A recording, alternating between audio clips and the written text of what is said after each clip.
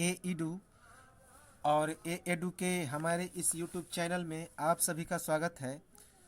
तो हम लोग इंडियन पॉलिटी के बारे में पढ़ रहे थे और इंडियन पॉलिटी के हम लोग फंडामेंटल राइट के बारे में पढ़ रहे थे और हम लोगों ने क्या देखा कि आर्टिकल जो 21 है वह प्राण एवं दैहिक स्वतंत्रता का अधिकार, जिसे निजता का अधिकार भी कहते हैं, तो उसका वर्णन है।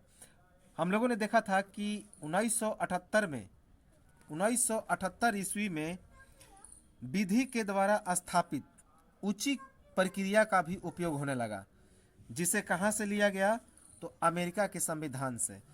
विधि के द्वारा स्थापित जो उचित प्रक्रिया है उसे अमेरिका से लिया गया है और विधि के द्वारा स्थापित प्रक्रिया और उचित प्रक्रिया तो 1978 से पहले और 1978 के बाद काफ़ी चीज़ों में अंतर आ गया। जैसे कि 1978 से पहले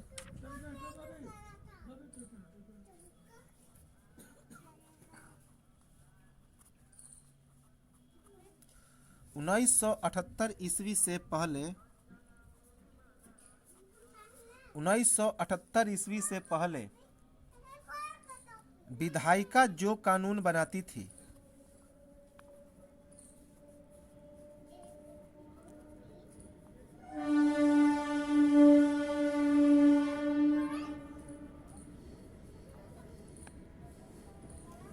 विधायिका जो कानून बनाती थी, चाहे वह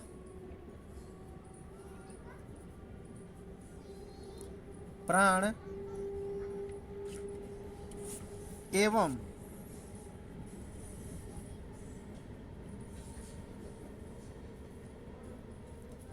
दैहिक स्वतंत्रता को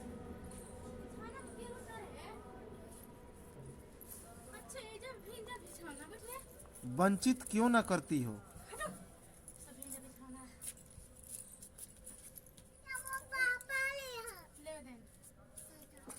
वंचित क्यों न करती हो, वंचित क्यों न करती हो, तो वह उचित हो या अनुचित उसे मान्य लिया जाता था। तो वह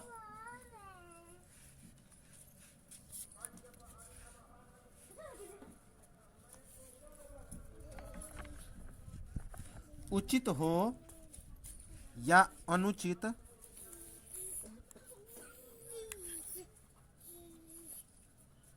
वह मान्य होता था।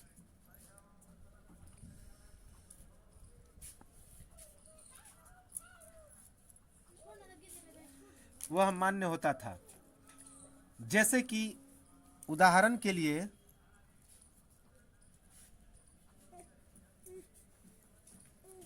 उदाहरण के लिए 1978 से पहले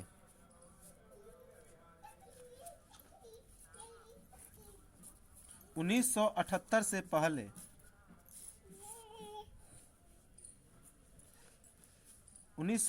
से पहले कोई व्यक्ति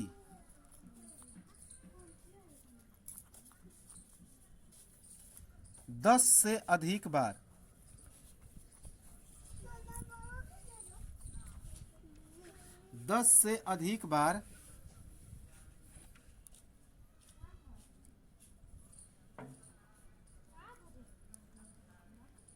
चोरी करता था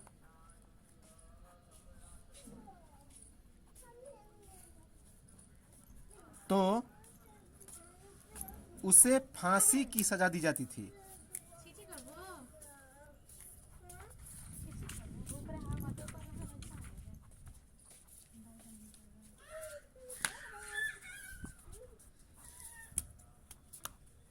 उसे फांसी की सजा दी जाती थी।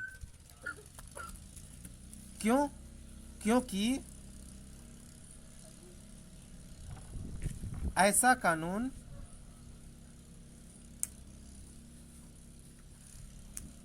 विधायिका के द्वारा बना था।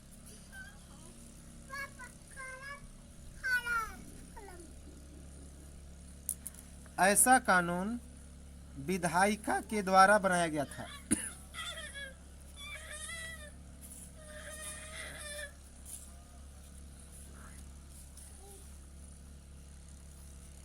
लेकिन 1978 के बाद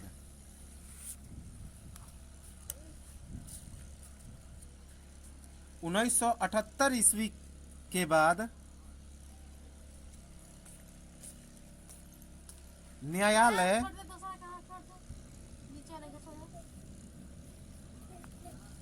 न्यायालय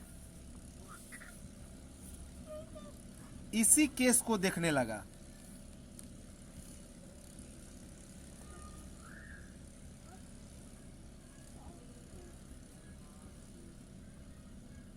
और संविधान की उचित प्रक्रिया के अनुसार संविधान की उचित प्रक्रिया के अनुसार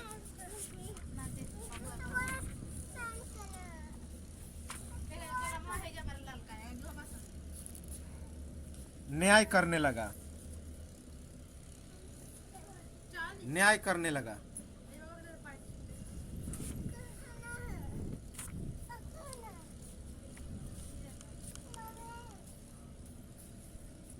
क्योंकि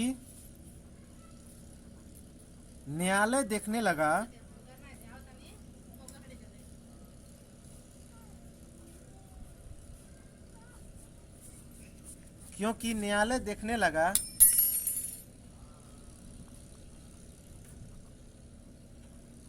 कि चोरी के लिए फांसी की सजा है या फिर नहीं है। क्या चोरी के लिए फांसी की सजा देना उचित है? तो वह न्यायालय चोरी के लिए फांसी की सजा देने लगा, अन्यथा वह नहीं देता था। तो देखने लगा कि चोरी के लिए क्या फांसी की सजा उचित है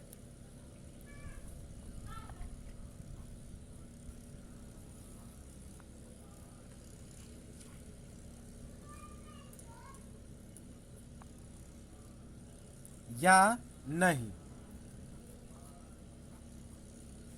तो 1978 ईस्वी के पहले विधायिका के द्वारा जो कानून बना दिया जाता था तो उसे मान लिया जाता था, क्योंकि न्यायपालिका के ऊपर विधायिका को सर्वोपरि माना गया।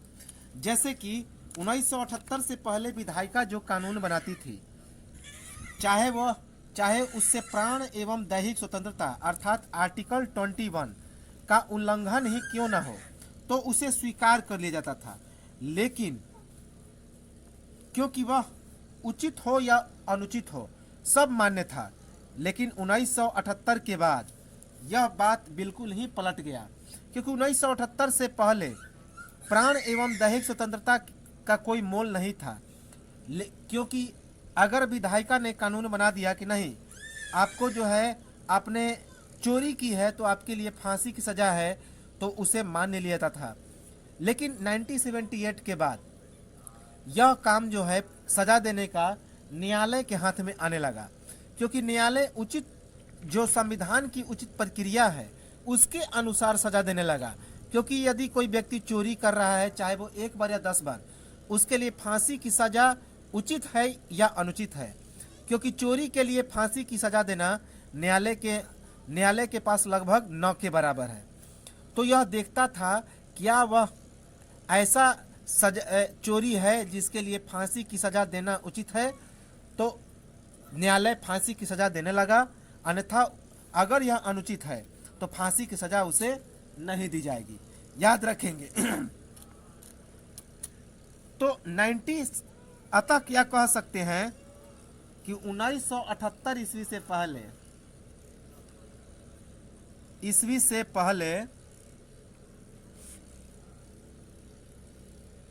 से पहले अनुच्छेद 21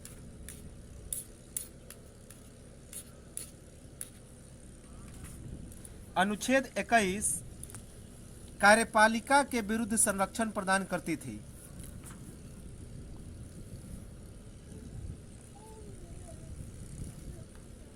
कार्यपालिका के विरुद्ध संरक्षण प्रदान करती थी।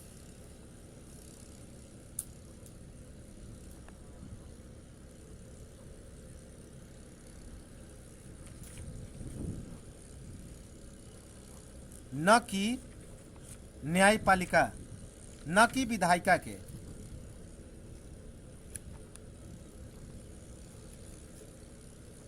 तो एक चीज तो स्पष्ट हो गया कि 1978 से पहले विधायिका के कानून का ही क्या था, मतलब था। लेकिन 1978 के बाद यह चीज किसके हाथों में चला गया, तो न्यायपालिका के हाथ में। याद रखेंगे। अब देखिए, अब यहाँ पे एक केस आया है, उस केस का नाम है AK गोपालन बनाम मद्रास राज्य सरकार 1950। तो AK गोपालन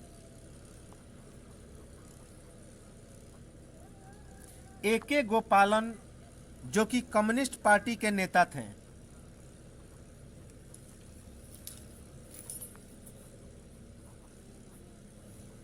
AK गोपालन जो कि कम्युनिस्ट पार्टी के नेता थे, उन्होंने मद्रास राज्य के विरुद्ध केस किया। यह कब की बात है, 1950 ईस्वी।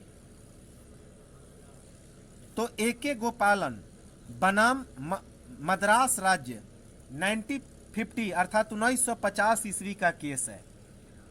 यह केस क्या है, जिसमें निवारक निरोध अधिनियम के तहत AK गोपालन को गिरफ्तार कर लिया गया। तो इस केस में क्या है, इस केस के में इस केस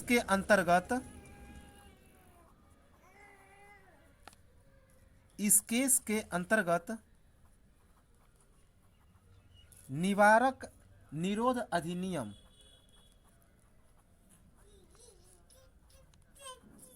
हम लोग आगे देखेंगे। इस निवारक निरोध अधिनियम को डिटेल में जिसे हम लोग प्रिवेंटिव डिटेंशन एक्ट बोलते हैं। Preventive detention act. तो इस केस के अंतर्गत निवारक निरोध अधिनियम अर्थात प्रिवेंटिव डिटेंशन एक्ट के तहत AK गोपालन को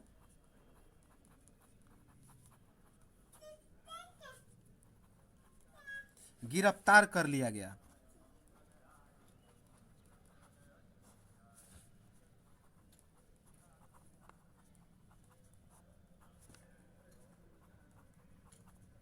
गिरफ्तार कर लिया गया और वे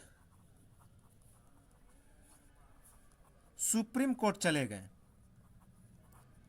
तो इसके विरुद्ध वे केस करने के लिए कहां चले गए, तो सुप्रीम कोर्ट में चले गए।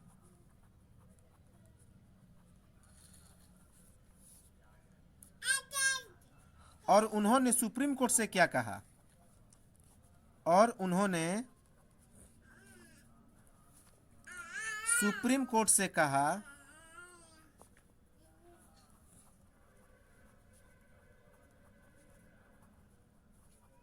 सुप्रीम कोर्ट से कहा कि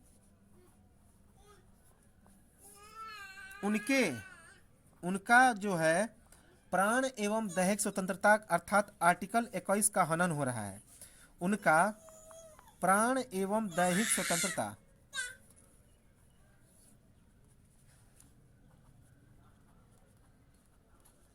अर्थात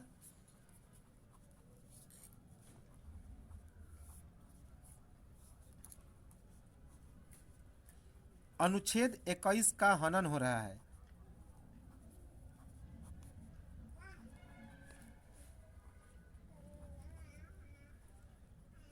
आर्टिकल 21 का हनन हो रहा है। तो सुप्रीम कोर्ट ने कहा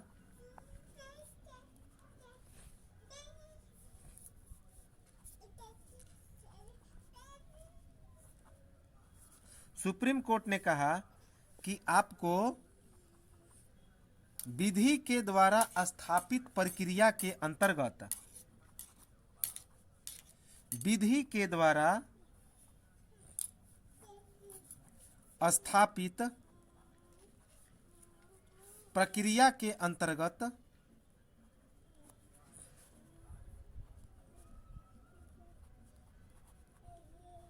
गिरफ्तार किया जा रहा है।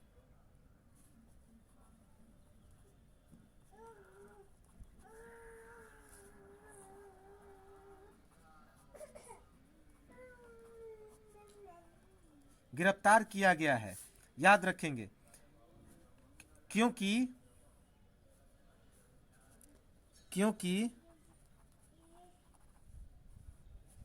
निवारक निरोध अधिनियम के तहत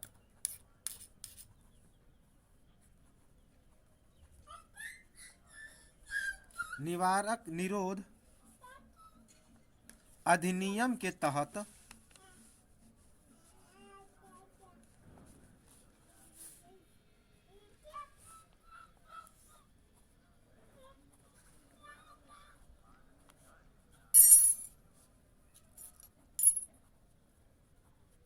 निवारक निरोध अधिनियम के तहत पुलिस संदेह के आधार पर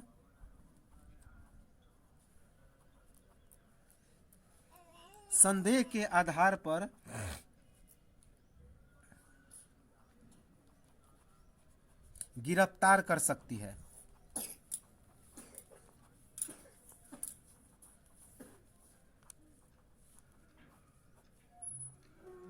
जो एक विधि के द्वारा स्थापित प्रक्रिया है।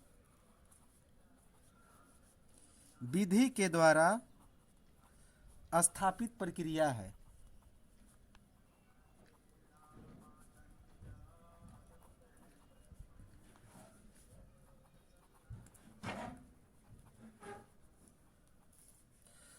तो 1950 ईस्वी में कम्युनिस्ट पार्टी के एक नेता जिनका नाम था A.K. गोपालन, वे मद्रास राज्य से संबंधित थे। तो उन्होंने एक केस किया सुप्रीम कोर्ट में। सुप्रीम कोर्ट में क्या केस किया कि उन्हें संदेह के आधार पर पुलिस ने गिरफ्तार कर लिया। तो पुलिस ने गिरफ्तार कर लिया तो उन्होंने इस मामले को सुप्रीम कोर्ट में केस कर दिया। तो सुप्रीम कोर्ट में उन्होंने कहा कि मुझे गिरफ्तार क्यों किया गया है बगैर किसी संदेह के, बगैर किसी अपराध के। तो सुप्रीम कोर्ट ने कहा कि पुलिस को लगा कि आपके विरुद्ध संदेह अर्थात यह जो नियम है उसे निवारक निरोध अधिनियम कहा जाता है। इस नियम के अंतर्गत पुलिस जो है वह संदेह के आधार पर किसी को गिरफ्तार कर सकती है और किसी को भी क्या कर सकती है, गिरफ्तार कर सकती है। उसे लगता है कि यह एक संदिग्ध अपराधी है। तो इससे आपके जो है आर्टिकल 21 अर्थात प्राण एवं दैहिक स्वतंत्रता का कोई जो है हनन नहीं हो रहा है। यदि आपने कोई अपराध नहीं किया तो पुलिस आपको क्या कर देगी, छोड़ देगी। और यदि आपने कोई अपराध किया है तो इसके आधार पर आपको गिरफ्तार कर सकती है पुलिस। तो संदेह के आधार पर गिरफ्तार किया जाता था, तो जिसे निवारक निरोध अधिनियम कहा जाता है। तो यह 1950 में इसी पर एक केस हुआ। A.K. गोपालन मद्रास राज्य के विरुद्ध उन्होंने केस किया था, जो कि एक कम्युनिस्ट पार्टी के नेता थे, याद रखेंगे। तो सुप्रीम कोर्ट ने कहा कि यह विधि के द्वारा स्थापित प्रक्रिया है, अर्थात संदेह के आधार पर गिरफ्तार करना भी यह क्या है, तो हमारी एक विधि के द्वारा स्थापित प्रक्रिया है।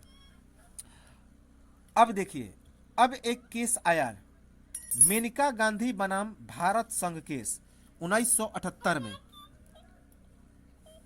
मेनका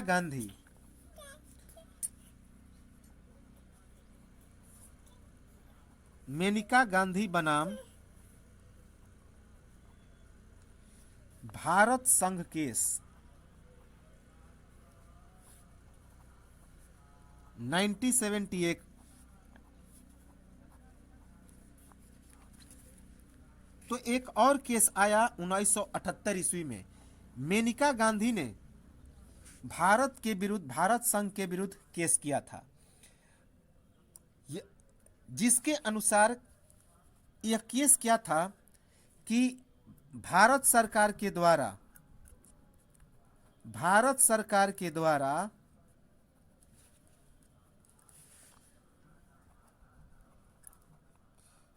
भारत सरकार के द्वारा मेनका गांधी की पासपोर्ट जब्त कर ली जाती है। मेनका गांधी की पासपोर्ट जब्त कर ली जाती है।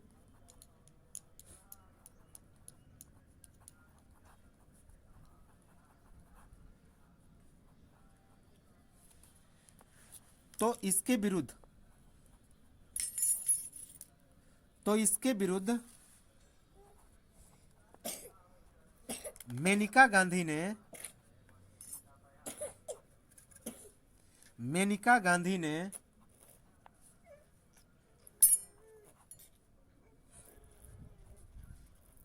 मेनका गांधी ने सुप्रीम कोर्ट में केस दर्ज कर दिया।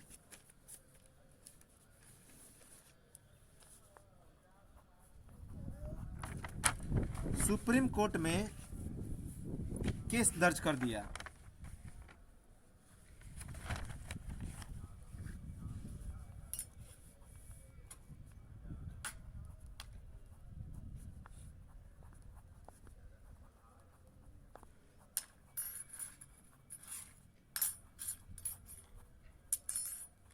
सुप्रीम कोर्ट में क्या कर दिया? तो केस दर्ज कर दिया, याद रखेंगे। और उन्होंने कहा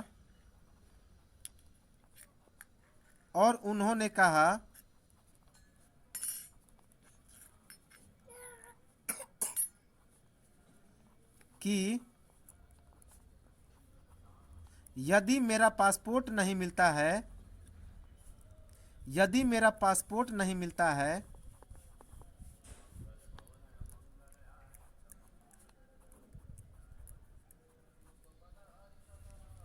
तो मैं विदेश कैसे पढ़ने जाऊंगी? मैं विदेश कैसे पढ़ने जाऊंगी?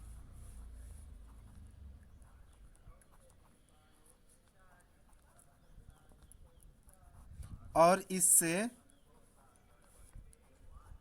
मेरा कैरियर खराब हो जाएगा।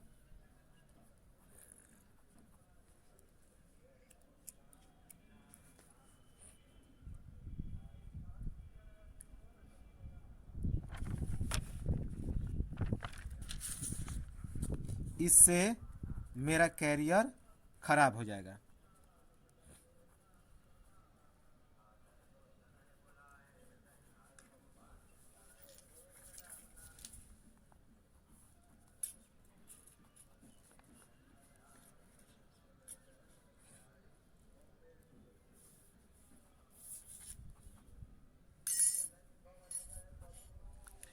तो इस पर सुप्रीम कोर्ट ने कहा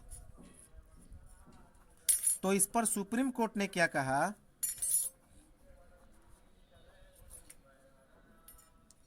सुप्रीम कोर्ट ने कहा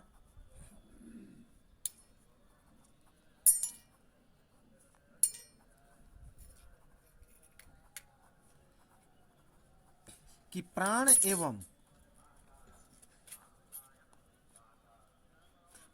एवं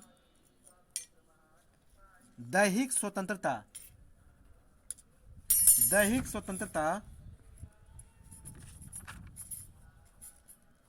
का हनन जिस विधि के द्वारा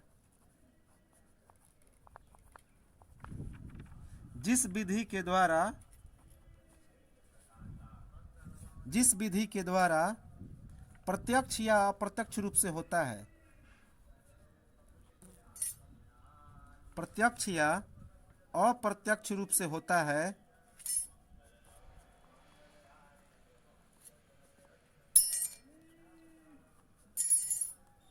तो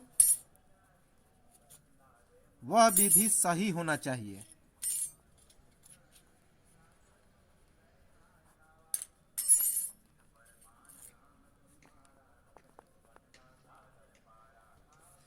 अतः सुप्रीम कोर्ट ने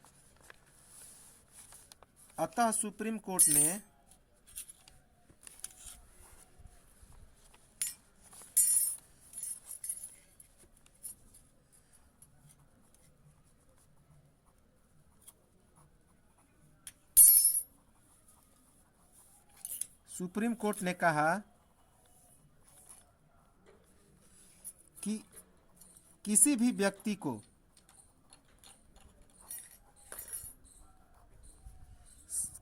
व्यक्ति को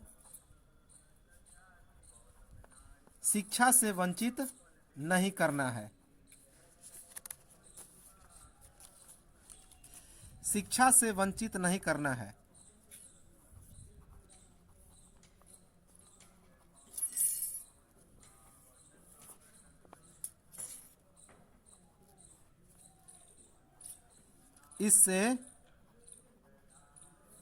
इसके कारण उसके प्राण एवं दैहिक स्वतंत्रता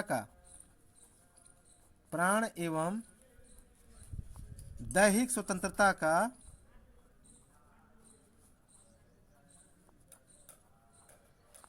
प्रत्यक्ष रूप से हनन होता है। प्रत्यक्ष रूप से हनन होता है।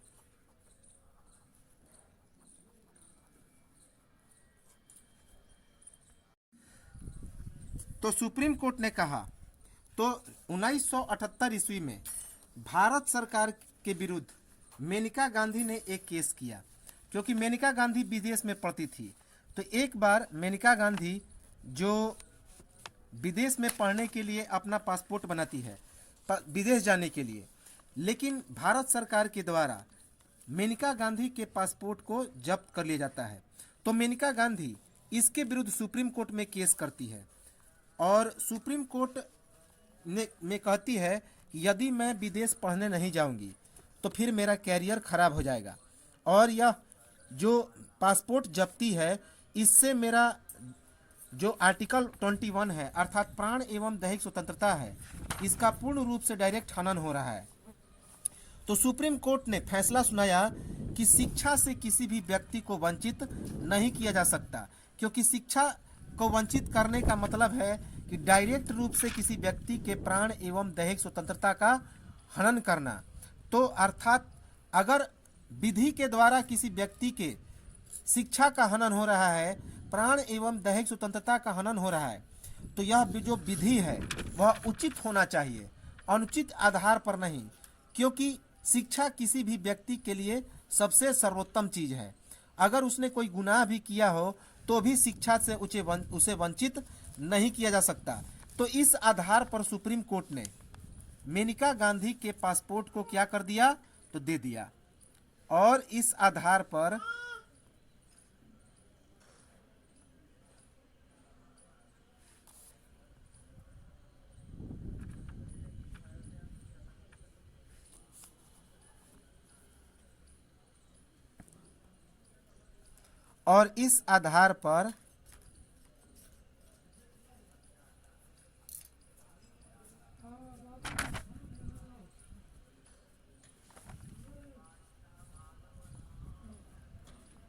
सुप्रीम कोर्ट ने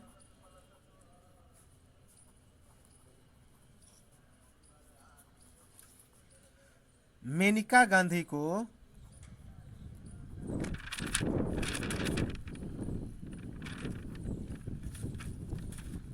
पासपोर्ट देने का फैसला सुना दिया।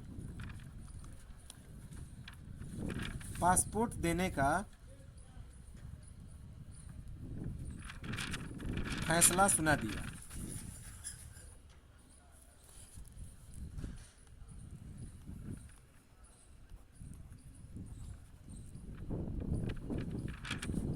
पासपोर्ट देने का फैसला सुना दिया, याद रखेंगे। अब देखिए, तो हम लोग कह सकते हैं कि विधि की उचित प्रक्रिया का यहाँ पर इस्तेमाल हो गया। तो इस प्रकार पहली बार विधि के द्वारा उचित प्रक्रिया का न्याय संगत इस्तेमाल हुआ। अतः पहली बार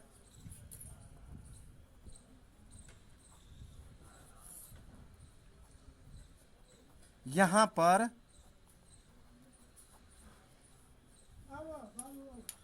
सुप्रीम कोर्ट के द्वारा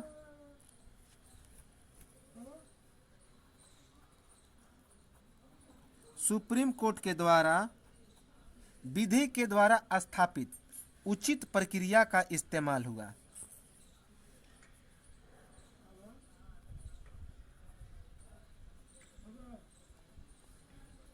विधि के द्वारा स्थापित उचित प्रक्रिया का उपयोग हुआ।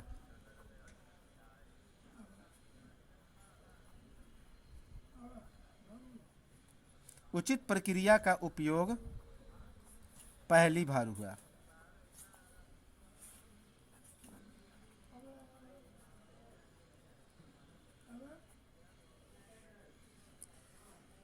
तो इस प्रकार विधि के द्वारा जो स्थापित उचित प्रक्रिया है मेनका गांधी के केस में पहली बार इस्तेमाल हुआ, और इस प्रकार यह जो विधि के द्वारा स्थापित उचित प्रक्रिया है उसका इस्तेमाल अब नया कानून बन गया। सुप्रीम कोर्ट ने इसे एक नया कानून ही बना दिया, याद रखेंगे। तो इस प्रकार हम लोग क्या देखते हैं कि 1978 ईस्वी के बाद किसी व्यक्ति को विधायिका और कार्यपालिका दोनों के विरुद्ध संरक्षण प्रदान होने लगा। अतः 1978 ईस्वी के बाद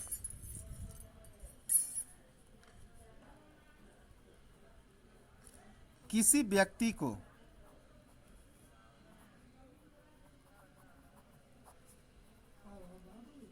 विधायिका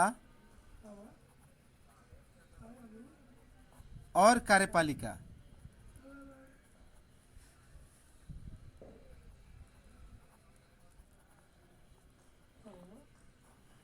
दोनों के विरुद्ध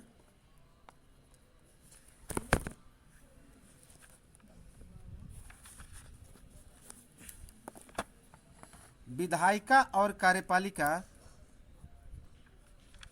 दोनों के विरुद्ध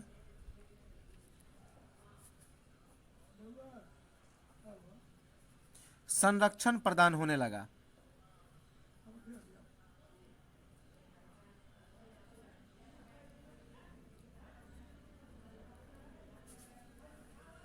तो याद रखेंगे कि 1978 के बाद किसी व्यक्ति को विधायिका और कार्यपालिका दोनों के विरुद्ध संरक्षण प्रदान होने लगा, याद रखेंगे।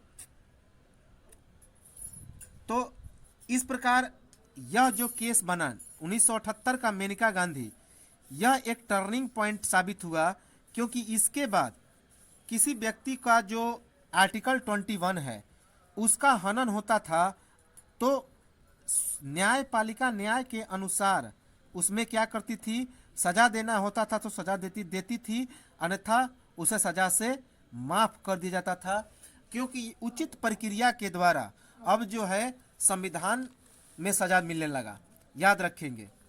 और यह केवल कोर्ट के हाथ में ही केस आ गया। अब इस सजा देने का अधिकार सुप्रीम कोर्ट या हाई कोर्ट के हाथ में आ गया। अब एक केस आता है 1994 ईस्वी में, काफ़ी इम्पोर्टेंट है। 1994 ईस्वी में राजगोपाल बनाम तमिलनाडु, क्या है, राजगोपाल बनाम तमिलनाडु का केस आया। तो राजगोपाल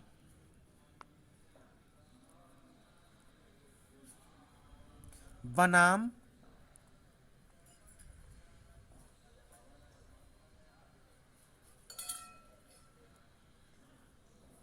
तमिलनाडु केस आया 1994 में। तो एक केस आया राजगोपाल जिसने तमिलनाडु के विरुद्ध केस किया था 1994 में।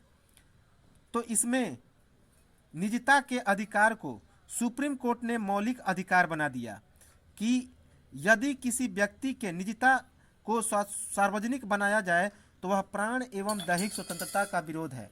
निजता का मतलब होता है क्या, एकांत।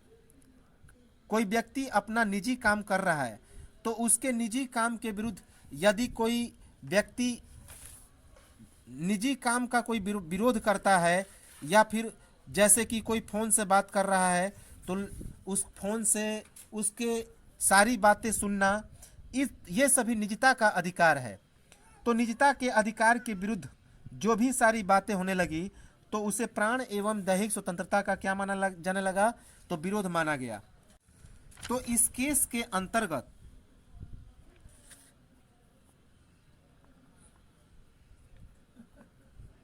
इसके अंतर्गत निजता अर्थात एकांतता,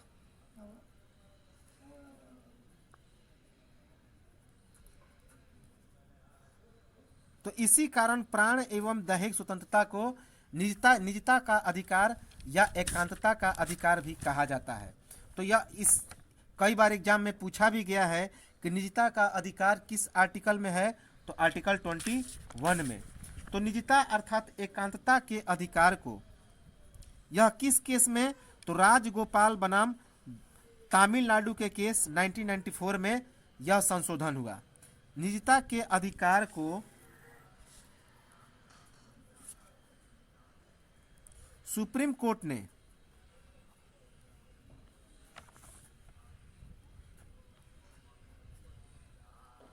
मौलिक अधिकार बता दिया।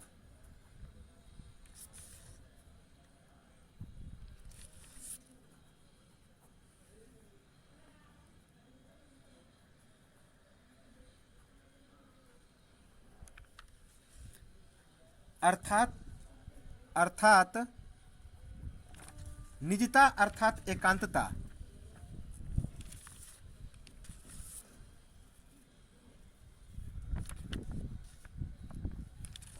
के अधिकार को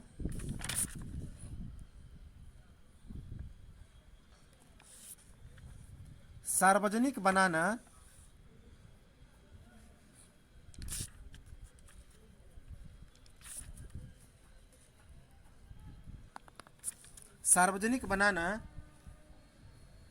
प्राण एवं दैहिक स्वतंत्रता का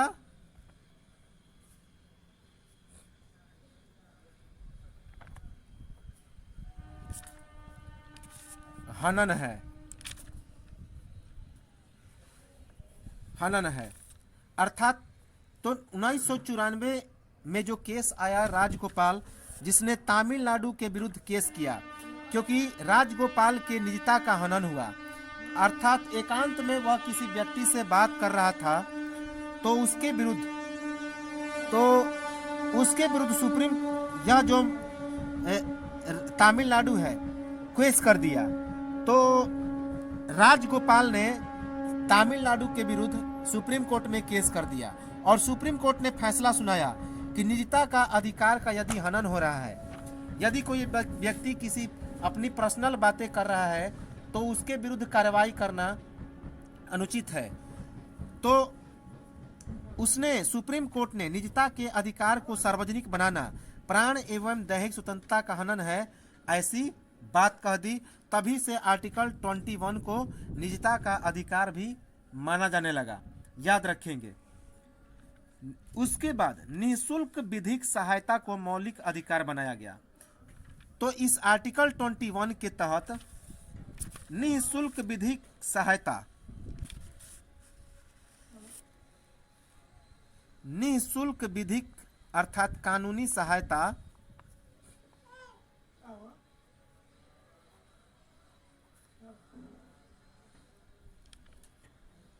निःशुल्क विधिक अर्थात कानूनी सहायता को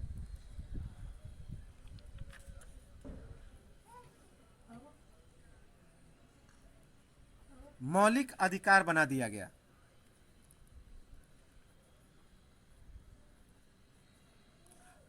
कि अगर कोई व्यक्ति किसी समस्या का कानूनी परामर्श लेता है, चाहे वो कोर्ट से या विधि के अनुसार कोई न्याय परामर्श लेता है, तो वह उसका मौलिक अधिकार है। यह उससे अधिकार कोई छीन नहीं सकता है और इसे आर्टिकल 21 के तहत सुरक्षा प्रदान किया गया। और यह आर्टिकल 21 में वर्णित कर दिया गया।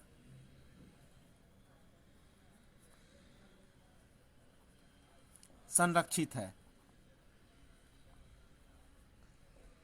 इसे आर्टिकल 21 के तहत संरक्षण प्रदान कर दिया गया कि कोई भी व्यक्ति बिना किसी पैसे के निःशुल्क विधिक अर्थात कानूनी सहायता ले सकता है और यह उसका मौलिक अधिकार है।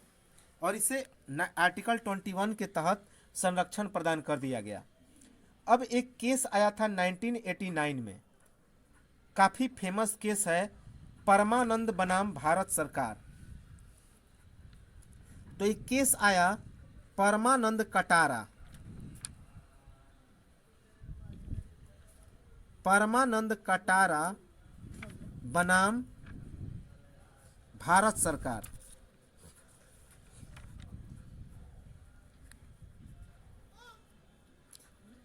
1989 ईस्वी।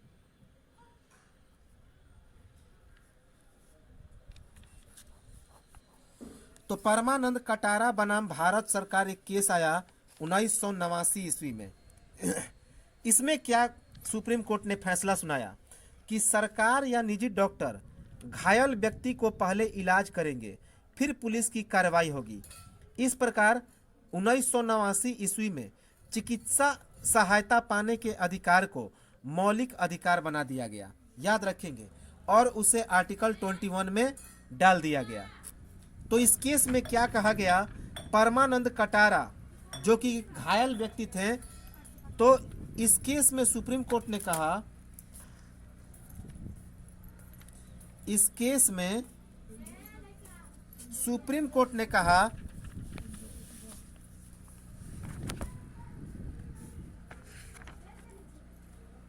इस केस में सुप्रीम कोर्ट ने कहा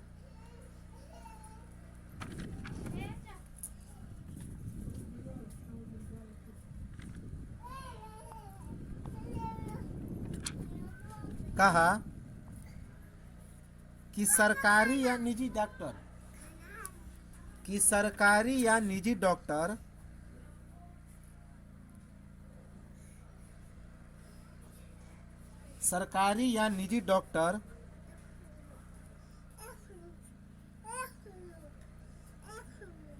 पहले घायल व्यक्ति का इलाज करेंगे,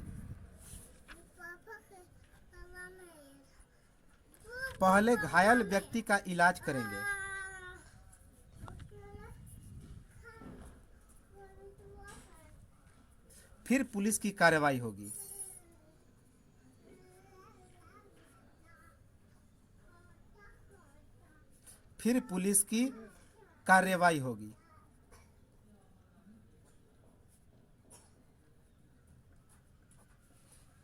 तो सुप्रीम कोर्ट ने परमानंद कटारा बनाम भारत सरकार का एक मामला था 1989 ईस्वी में।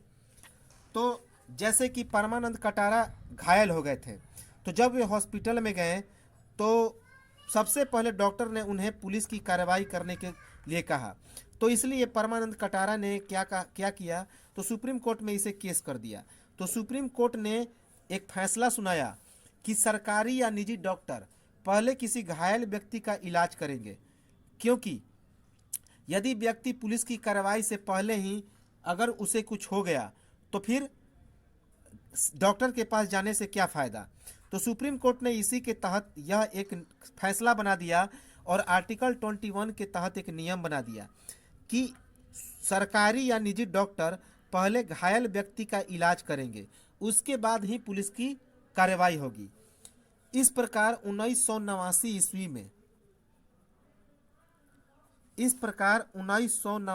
ईस्वी में चिकित्सा सहायता पाने के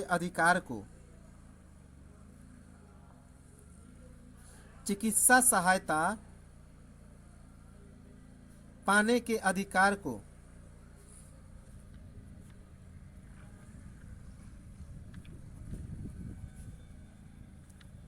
मौलिक अधिकार बना दिया गया।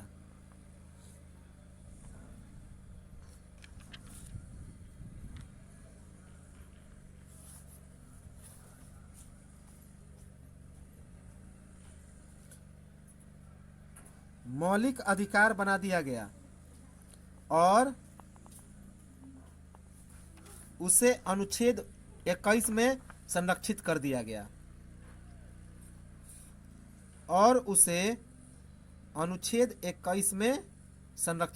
गया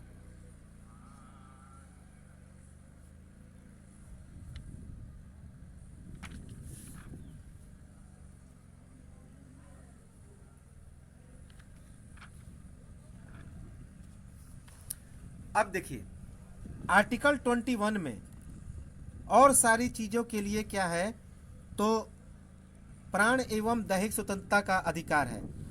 जैसे कि अनुच्छेद 21 में शिक्षा पाने का अधिकार, शिक्षा पाने का अधिकार,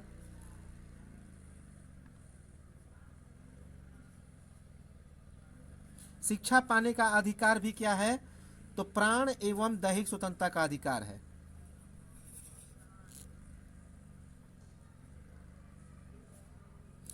तो यह भी आर्टिकल 21 में है कि सभी व्यक्ति को शिक्षा पाने का अधिकार है।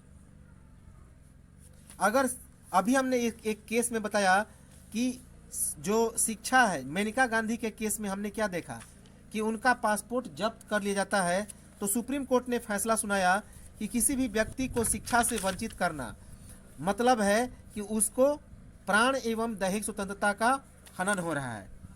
तो प्राण एवं दैहिक स्वतंत्रता का अधिकार है, शिक्षा पाने का अधिकार। उसके बाद आश्रय का अधिकार।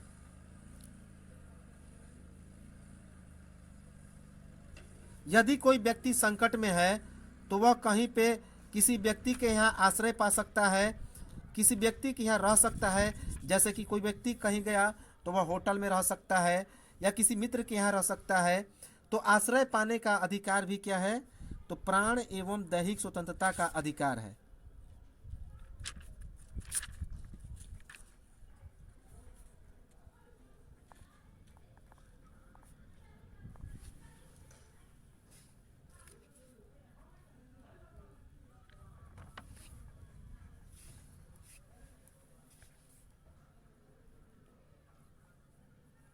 दैहिक स्वतंत्रता का अधिकार है।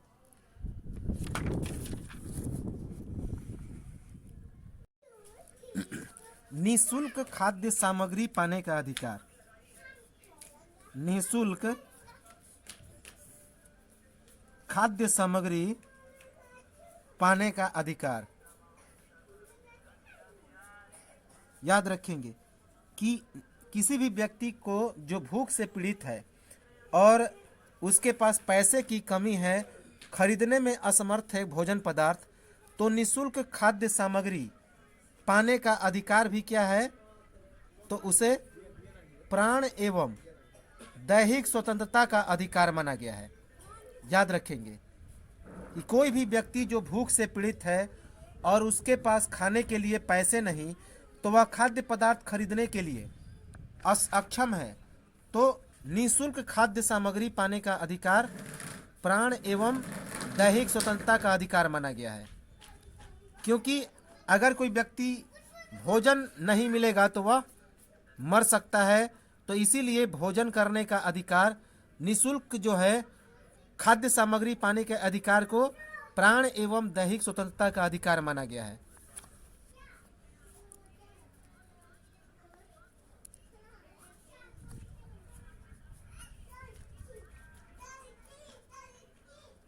कि किसी भी व्यक्ति को उसके भोजन से वंचित नहीं किया जा सकता, क्योंकि इससे उसके प्राणों पर संकट आ सकती है। शुद्ध वातावरण पाने का अधिकार। तो किसी भी व्यक्ति को शुद्ध वातावरण पाने से कोई वंचित नहीं कर सकता, तो यह भी एक प्राण एवं दैहिक स्वतंत्रता का अधिकार है। क्योंकि सभी व्यक्ति को ऑक्सीजन लेने का अधिकार है, क्योंकि बिना ऑक्सीजन के कोई भी व्यक्ति क्या हो सकता है, तो मर सकता है। तो शुद्ध वातावरण पाने का अधिकार प्राण एवं दैहिक स्वतंत्रता का अधिकार है। क्योंकि यदि शुद्ध वातावरण नहीं मिलेगा, शुद्ध पानी नहीं मिलेगा, शुद्ध वायु नहीं मिलेगा, तो किसी व्यक्ति की मृत्यु हो सकती है, उसकी दैहिक स्वतंत्रता नष्ट हो सकती है, वह व्यक्ति मर सकता है।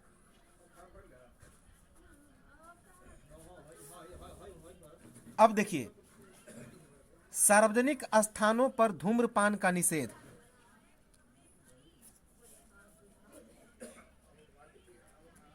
अर्थात कोई ट्रेन है, कोई होटल है और वहां पर यदि कोई व्यक्ति धूम्रपान कर रहा है, तो वहाँ कई तरह के व्यक्ति आते हैं जो कि स्वस्थ हैं, तो वे अस्वस्थ हो सकते हैं उस धूम्रपान से। तो सार्वजनिक स्थानों पर धूम्रपान का निषेध।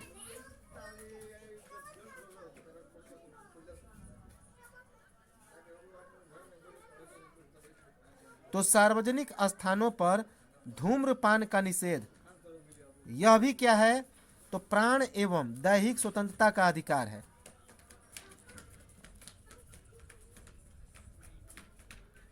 क्योंकि कोई व्यक्ति जो धूम्रपान कर रहा है तो उसके धूम्र से किसी स्वस्थ व्यक्ति भी क्या हो सकता है, तो वो रोगी हो सकता है। तो इस पर निषेध, तो कोई भी व्यक्ति इस पर निषेध लगा सकता है। जैसे कि ट्रेन में यदि कोई व्यक्ति धूम्रपान कर रहा है तो उस व्यक्ति को मना किया जा सकता है। तो यह एक प्राण एवं दैहिक स्वतंत्रता का अधिकार है। अब एक केस आया था 1989 में।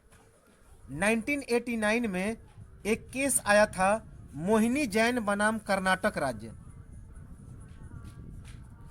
मोहिनी जैन बनाम कर्नाटक राज्य।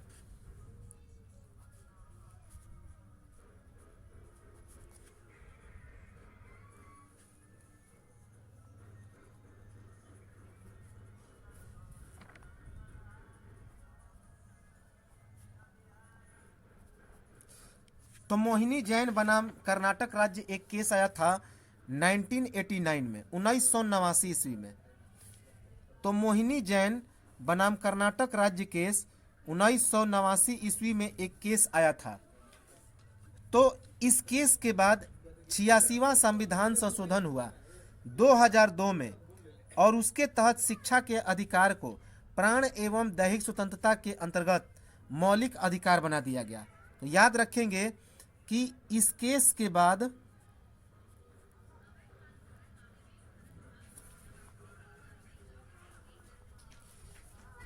86वां संविधान संशोधन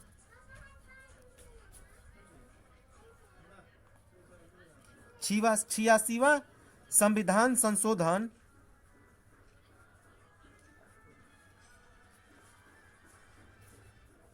86वां संविधान संशोधन हुआ 2002 में।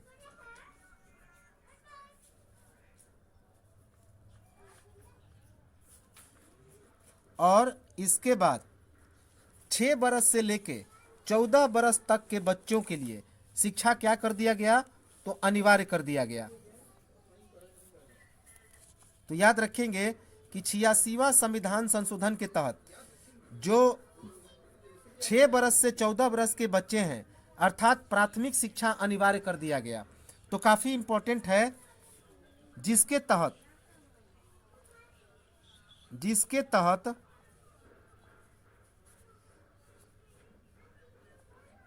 अनुच्छेद 21A जोड़ा गया। अनुच्छेद 21A जोड़ा गया और 6 बरस से लेकर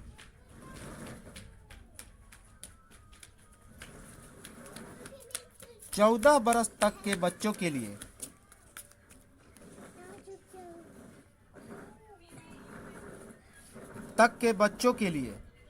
प्राथमिक शिक्षा अनिवार्य कर दिया गया। प्राथमिक शिक्षा निःशुल्क और अनिवार्य कर दिया गया।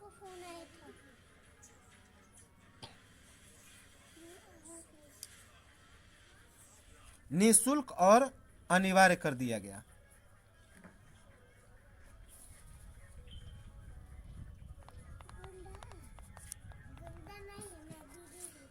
तो मोहिनी जैन बनाम कर्नाटक राज्य केस 1989 में आया। इस केस के बाद मोहिनी जैन ने केस किया था कर्नाटक राज्य के विरुद्ध। तो सुप्रीम कोर्ट ने इसमें एक डिसीजन दिया और उस डिसीजन के अनुसार 86वां संविधान संशोधन हुआ 2002 ईस्वी में, जिसके तहत अनुच्छेद 21 में एक शर्त जोड़ा गया आर्टिकल 21 और इसके तहत जो 6 बरस से लेकर 14 बरस तक के बच्चे हैं उनके लिए प्राथमिक शिक्षा अनिवार्य कर दिया गया और निःशुल्क कर दिया गया। तो काफ़ी बार यह पूछा गया है कि 6 बरस से लेकर 14 बरस तक के बच्चों के लिए शिक्षा का प्रावधान किस अनुच्छेद में है? तो आर्टिकल 20A में, याद रखेंगे। तो आर्टिकल 21 के बारे में कुछ और बातें हैं जो हम लोग आगे देखेंगे। तो मिलते हैं हम लोग अगले वीडियो में, तब तक नमस्कार, जय हिंद।